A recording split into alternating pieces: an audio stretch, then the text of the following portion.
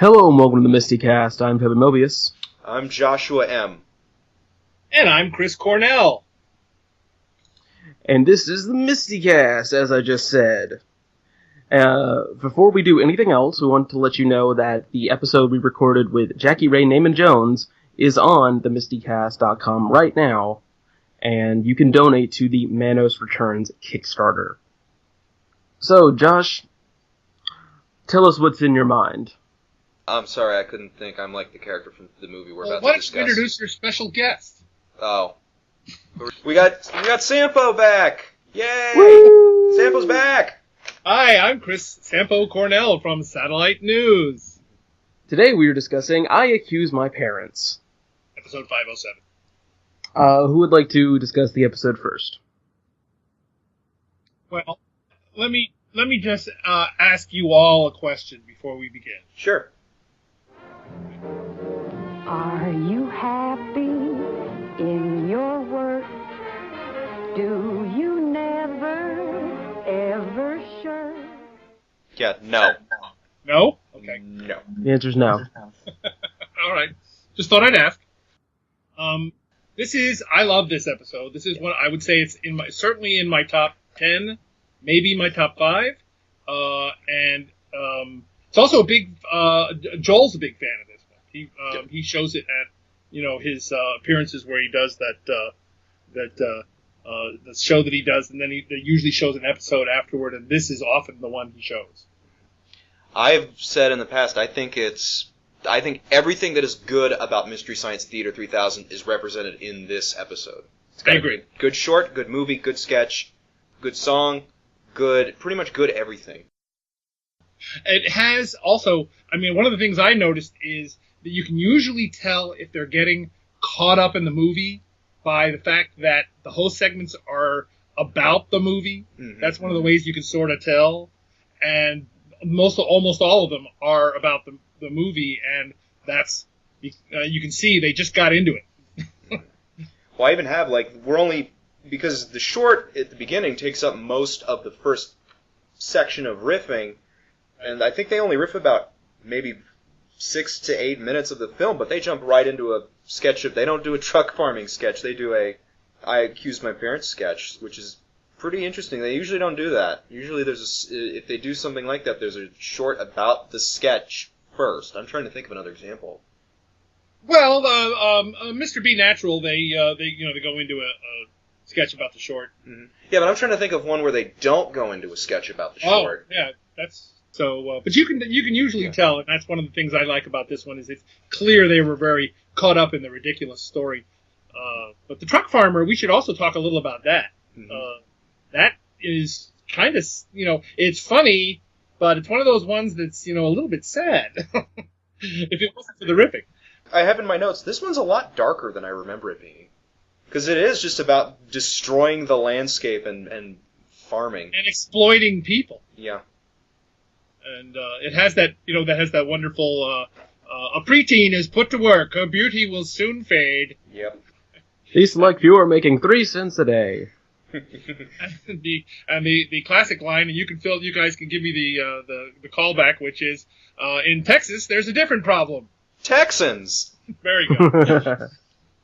But I remember there was a controversy, I don't know if you guys remember, but maybe it's always been a controversy, but 10 years ago, wasn't there a big controversy regarding migrant labor on farms and stuff? Well, sure. But I remember it being I remember it being a really big hot button thing during the Bush Kerry. Maybe it was because I was 14 at the time, but for some reason I remember it being we don't get too political one way or the other, but I just remember this being a real issue, and I'm wondering how this short would have impacted that debate. Well, it goes back also. That issue goes back to the 50s and 60s. Mike Wallace, I think, did a famous sort of expose of how people were living, migrant workers were living and stuff like that, and it was pretty awful. So yeah, that's an issue that's gone back for a long time. Yeah. But and this movie kind of just skims right over that, the short, and basically focuses on how you're going to get carrots. Oh, I do like carrots. That's true. They are good. Make them flavorless so you'll buy meat. That actually does sound like something that the vegetable industry would do. Not many people remember the short. I think most people, when they think of this episode, they think of the movie. There's some times where, when people think of the episode, they think of both the short and the movie. I think this one, the movie, pretty much trumps anything. The short really was just filler so that they could get the, I guess, hour and 31 minutes that they needed. Right. Because I think this movie was pretty short. Well, I looked online. I think there's literally only about, I think, a minute cut out of the film. It's a short movie. Yeah. Well, I think they did. There were other ones, like Beast of Yucca Flats was only like 53 minutes long. Yeah, there's several that are real short, and you can see, and that's when you know, like when you see an episode that has 2 shorts, then you know that movie was really, you know, 52 minutes or something. Yeah, Screaming Skull is only like 57 minutes, I think. Yeah, there's a lot that just clearly were originally on a double bill, but because of the way MST works, I don't think you could really do a double bill episode. What else have you got? I got sketch number 1, where we have Dr. Forster going on about his bachelor party stories. I don't have any bachelor party stories, so I don't know about you gentlemen. No, I didn't have a bachelor party. Same. I proposed that the junk drawer organizer was inspired by the scene. It's about 2/3 the way through the movie where Jimmy is rummaging. He actually goes to like the hallway table, the place where the junk drawer in everybody's house normally would be, and he's looking for a gun. He's like pawing through and he pulls a gun out of the hall table. Yeah. And walks out, and they say that there's a line in the thing, and he says, how many times have you gone rooting through your junk drawer, muttering to yourself, where did I put that gun? And I think that came from that moment in the movie. You surprised me. Never thought about that. How is junk drawer organizer not a real thing? It probably is. I mean, that seems like a really good invention. That doesn't seem like Miracle Growth Baby formula. It seems like a real viable thing. I see drawer organizers all the time. I haven't done a complete listing, but there's 8 or 10 of the inventions that were shown have come to be. Yeah, like, I know that trash can thing exists, the collapsible Bittersweet trash can. Hearts. The Bittersweet Hearts, right, and the exercise machine where the treadmill that actually drives on a road, that exists. The Square Master basically exists. Yeah. Let's jump into the movie. Yeah, is this the only movie they ever did where a female star gets top billing? Well, it's 1940s hottie Mary Beth Hughes. That's true. So she deserves it. Absolutely. And of course, the movie starts with a little goof by Best Brains as they're sitting down, and the Sam Newfield credit comes up, and he says, "Oh, this is the director of Jungle Goddess," and that's not true. Nope. He was. In fact, not he did, however, direct Mad Monster, Lost Continent, and Radar Secret Service. Yep, Sam Newfield. Which we did for our last discussion episode. This episode's a little bit more fun than that one. Oh, absolutely. I can actually remember things about this movie. Yeah. And I have a theory as to why they thought he did Jungle Goddess, and it's the existence in both movies of the phrase hamburger sandwich with a French fried potato garnish. They were both done at the same time. They were both Lippert movies, and I'm wondering if it's just... They're similar concept movies, Jungle Goddess and Lost Continent. I'm wondering if they just... I don't know, if they just goofed, I'm guessing. But then they made the same goof in Radar. Actually, I don't think I Accuse My Parents was a Lippert. No, but Jungle Goddess and Lost Continent were. Yes. I just think, I have a feeling it was one of those things where they just got confused and talked about before. They didn't have the ability like we do today to go to the IMDb and look things up. All they could do was kind of look up in Moulton's Guide. Who knows? It might have been wrong one year in Moulton's Guide for all. Be interesting to look. And a lot of these movies made in the 40s, there's not a lot of information on them. Right. So this is one where I really had to do some digging. And this is constantly considered a juvenile delinquency film. Would you guys consider this a juvenile delinquency film? No, From a certain point of view. I think it's more of a cautionary tale. I mean, that thing at the end with the screen at the end where they say, basically they say, this is what's going on in the home front while you men are out fighting Hitler. It's kind of a cautionary tale. Yeah, I found this article in the Hollywood Quarterly by Dorothy Jones. This is one of the few things I could find. And if people listening to this are wondering, was this did people take this movie seriously back then? Were people really seriously believing this is what the world was like? I have this article here which says, and I quote from page 10 of the 1942 to 1944 Hollywood War Film Quarterly by Dorothy Jones. During 1944, Hollywood released a cycle about delinquency in wartime America, and she lists several films. These films gave a sensational treatment of this problem and offered little or nothing constructive towards a solution. Rather, such pictures caused concern because they tended to hinder the recruitment of women to industry. Conscientious mothers, fearful that their children might become delinquent, refused to enter industry where they were badly needed to release men for the armed services. It was generally agreed that delinquency films of this type produced by Hollywood created fear, and thereby intensifying the delinquency problem. So even back then, people were very skeptical of the message of these movies. One of the things I think is interesting about this movie is, and that, you know, I think it's just fascinating, is that the parents that we're accusing, they deserve to be accused. They're swingers. Let's face it, they're swingers. Let's not soften this up. They're swingers. You know, he has every right, our hero has every right to be appalled at the behavior. Let's all go to Jack Taylor's for the weekend, and Lord knows who's, you know, we'll all put our keys in the bowl. Lord knows who's sleeping with who, and nobody cares that he won the essay contest. Man, that essay contest. But I'm wondering if, obviously, extramarital affairs were seen as a negative thing at the time, unless you were white. But I'm curious about the morality play, because the parents sort of face the repercussions, but you also have to kind of question into Jimmy's state of mind in this. I'll tell you, it's like, I saw this not too long ago, a couple of years ago, seated next to Joel, by the way, at the Colonial Theater in Phoenixville, Pennsylvania. And the moment where Jimmy comes up and says, Dad, I won the essay contest, and he's trying to, you know, sort of get some attention his direction, and Dad says, here's $20. The place broke up. It wasn't a riff. It wasn't a joke. The place broke up at the movie. They got a huge, huge laugh. And I wonder if audiences in the 40s, how they respond. One of two ways. Either they laughed or they were in intense fear of kind of the uprising of... Because, again, this isn't a juvenile delinquency movie, yet I think it paired in nicely with things like Teenage Crime Wave, and a lot of the articles I found compare this movie to Rebel Without a Cause, which I don't see at all. Mm-hmm. No, I don't see it at all. I don't think they have anything in common. Because Jimmy's not a rebel. He does have a cause. Well, yes, he does. He wants to make it with Mary Beth Hughes, and who doesn't? No, I said he does. Yeah. He does have a cause. He has to accuse his parents. Can I also just mention, and now Duck News. Here's Hugh McQuacken. Yeah, they get a lot of play out of that duck picture. I remember when this showed on TV, on the website, either on Usenet or on the AOL news group or in bulletin boards, somebody would say, "Why were they quacking? Why? I don't get that. Why were they quacking?" Well, if you've seen this one and you don't know why they're quacking, look outside the door of Mary Beth Hughes' apartment when she opens it and she leaves. Look on the wall outside the door. Who knew there were so many blind people watching Mystery Science Theater? You just aren't observant.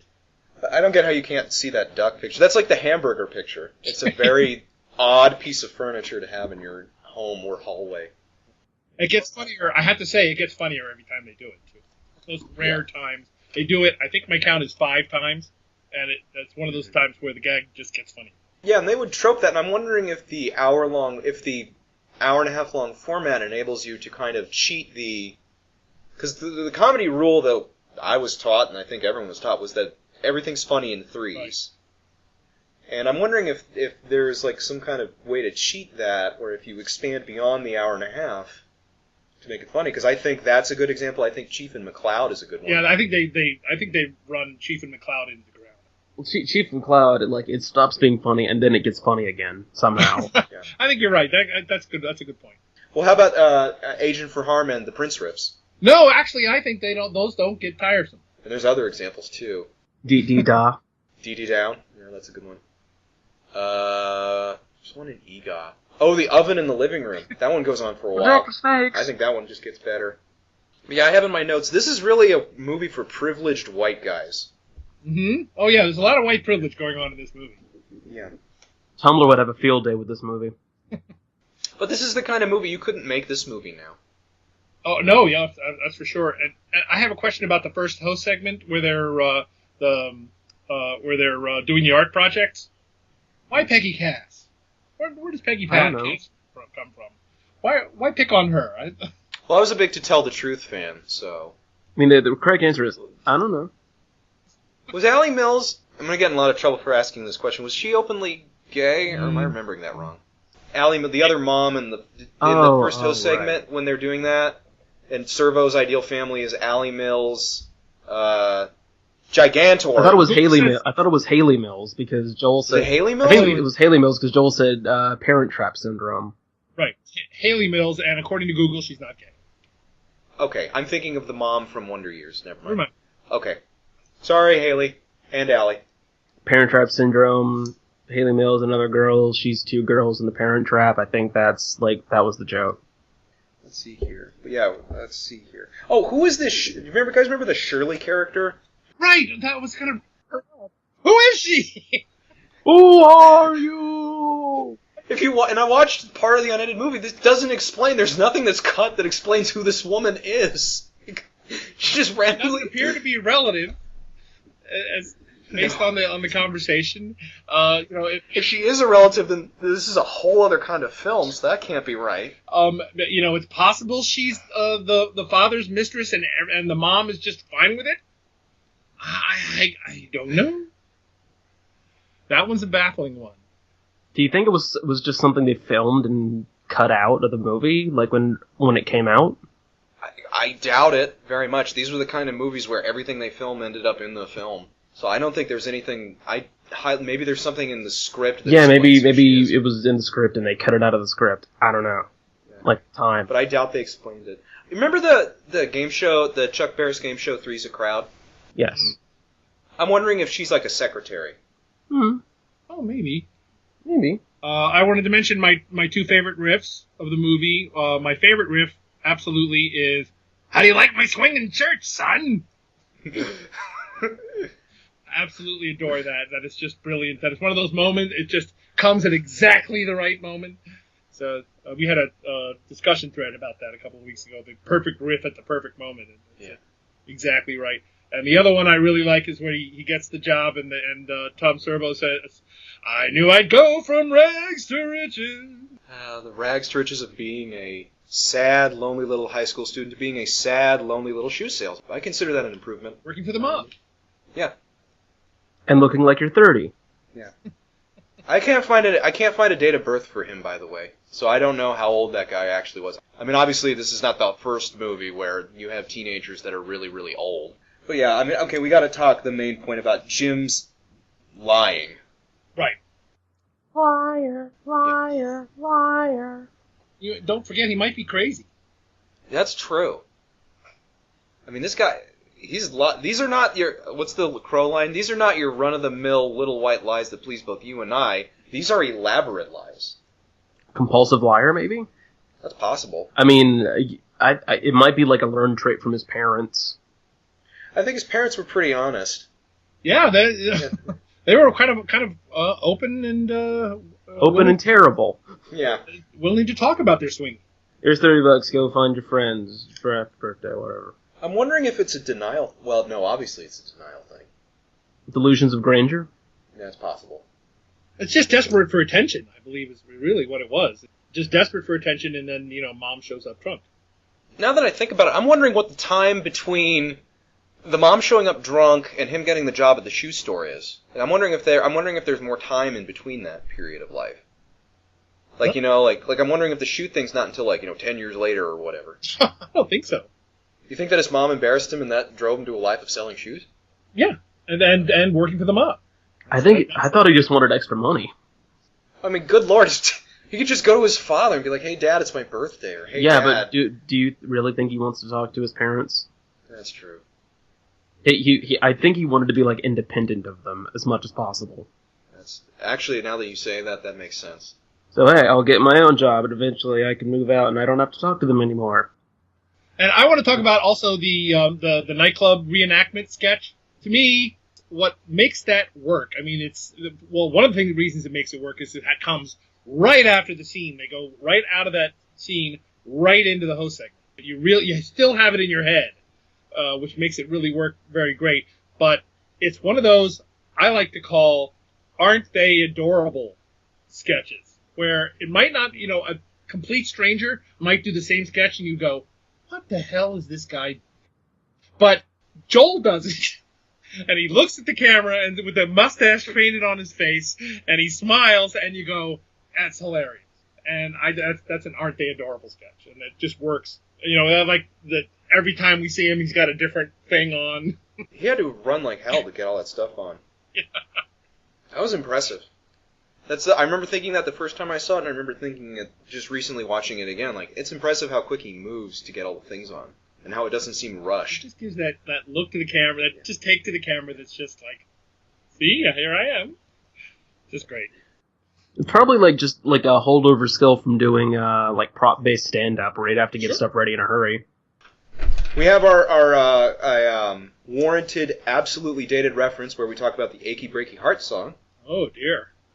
Also, now kind of obscure reference that I think was a little more recent then, comedian Joe Bolster, of whom Joel is a fan. I think the more dated reference is the reference to Police Academy 4.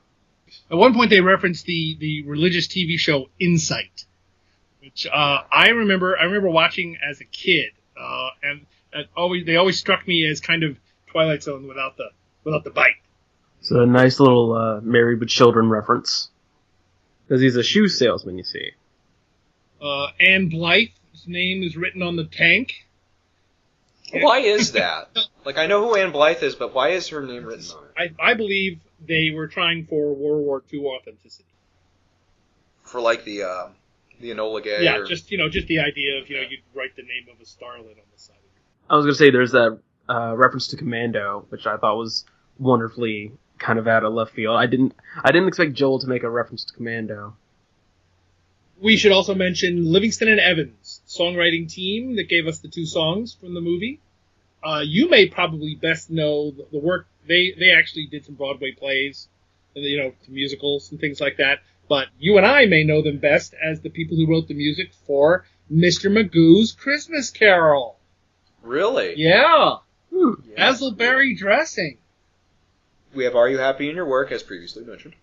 And I don't remember the other 2 songs. Where Can You Be? Where Can You Be? Which is a very, very great song to sing at what it looks like a hootenanny. Yeah. Lovely little torch song for a hootenanny.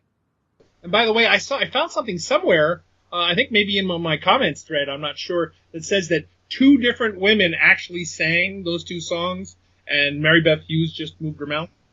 That would not surprise me. I don't think anyone's given credit for singing, but if you go on IMDb, it says she sang, but it says Mary Beth Hughes sang all the songs, which, IMDb take with a grain of salt, but... Yeah, it's the Wikipedia of movies. I'm not sure that what I saw was right. But. Her having a singing double makes more sense. But the other ones, either way, it wouldn't surprise me. Here's the thing I noticed about this movie. Why hasn't this been made into, one of those ironic musicals yet? Pretty good. Really, why is this not, Reefer Madness? I have no explanation. Yeah, you may have just given some Hollywood sleazeball producer or New York sleazeball producer a really great idea. Let's write this. I'll see what I can do. Somebody copyright this quick. I don't know how hard it would be to get the rights to the film, but I believe it's in the public domain. PRC good. Never really kept tabs on their thing. Plus, this is a war movie. Penile Replacement Theater presents. That's not what it stands for. I might seriously look into this. Maybe I could just go ahead and trademark I Accuse My Parents, the musical. Actually, not a bad idea either. Yeah, and someone does it, and, they have to pay me for it. You'd have to have the ducks. Yeah. Oh, obvious. There has to be a whole duck song. Yeah. He gets hit on the head, and he's, hallucinating all these ducks. Gotta have a whole, mobster number? Absolutely. I like that we have a mobster in this movie, and he's not the biggest liar. That's true. He also seems somewhat, sympathetic. He's just making a living. He's doing what he has to do. I mean, Well, at the end, he tries to kill a teenager, but, I mean, up until then... He seems so nice and well-rounded until he tried to murder someone. Usually that's a deal-breaker. Yeah. The guy, how about the guy who Jimmy tries to deliver the package to, and he's like, oh, great, now I gotta move out of town. Yeah. Are clockmakers runs of the mob? I guess so. Well... Yes and no. There are some that do like counterfeit stuff, and they say it's from another more prestigious clockmaker, but they're just selling a knockoff. So that does happen because I mean the mob gets into counterfeiting everything. It seems odd that they would focus so heavily on this guy selling clocks, though. We haven't talked about the diner owner. No, yet. we haven't talked about him. He's great. Why wasn't he in more movies? He makes the whole second half of the movie.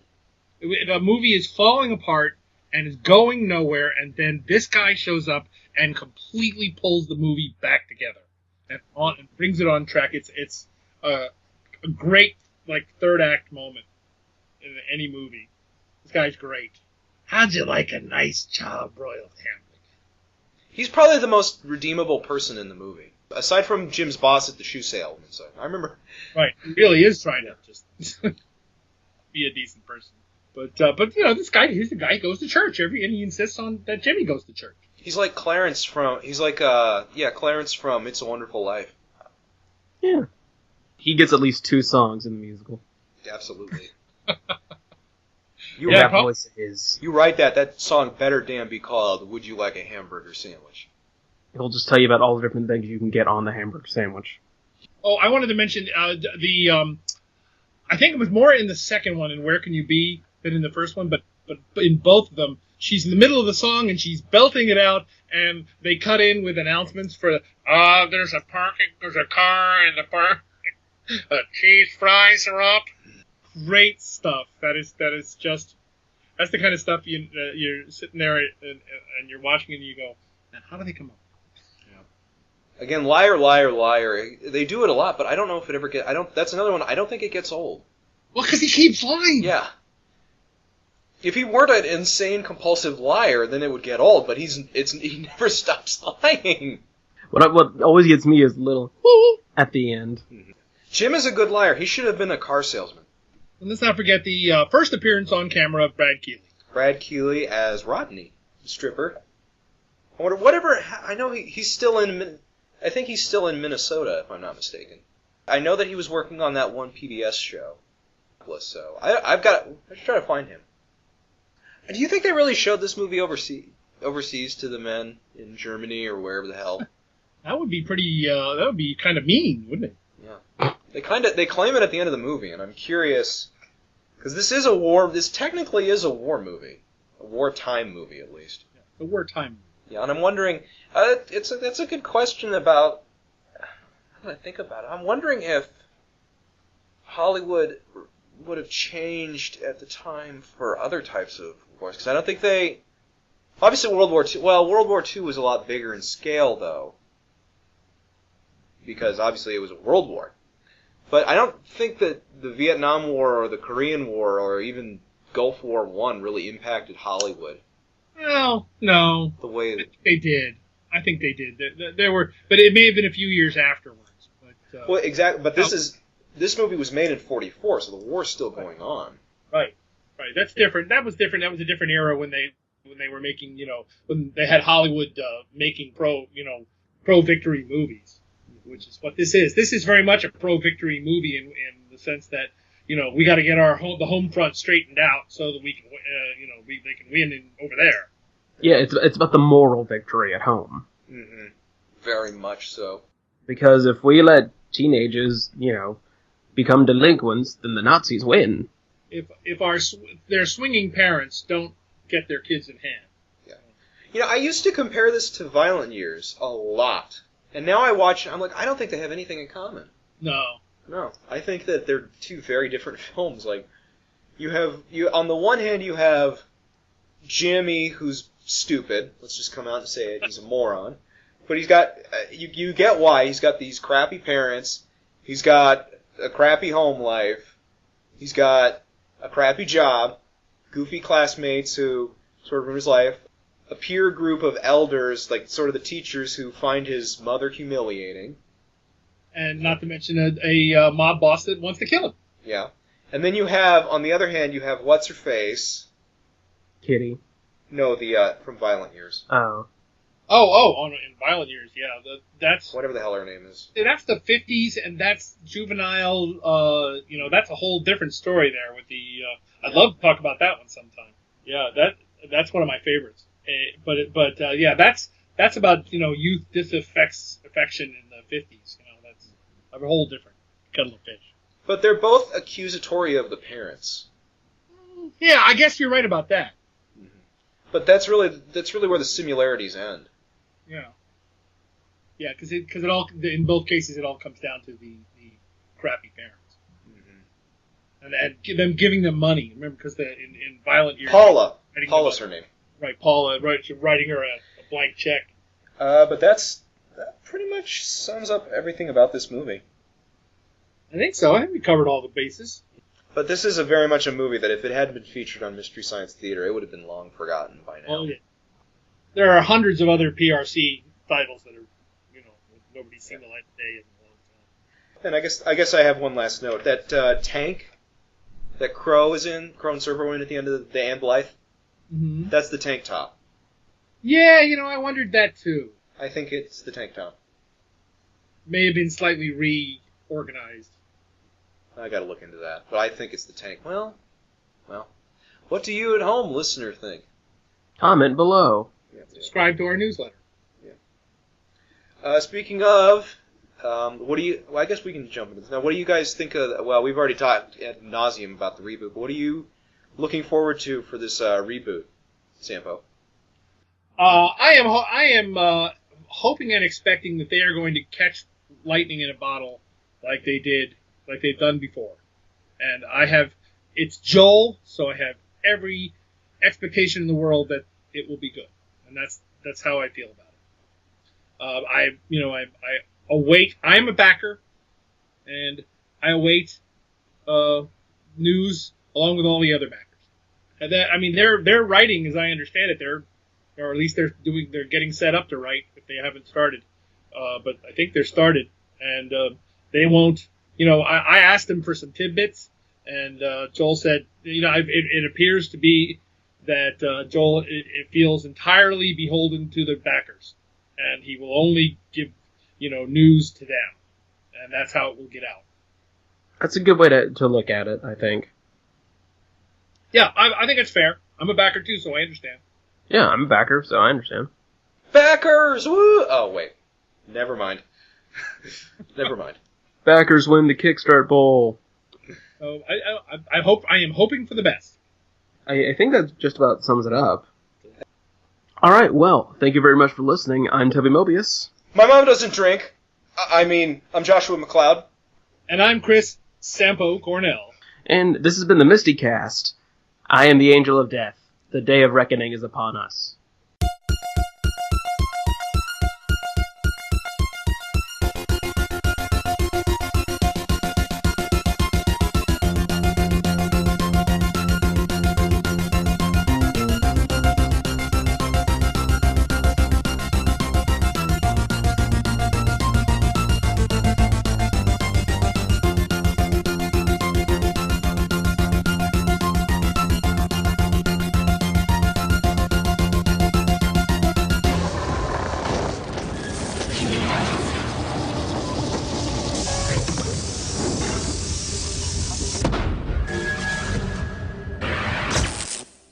Now, poopy.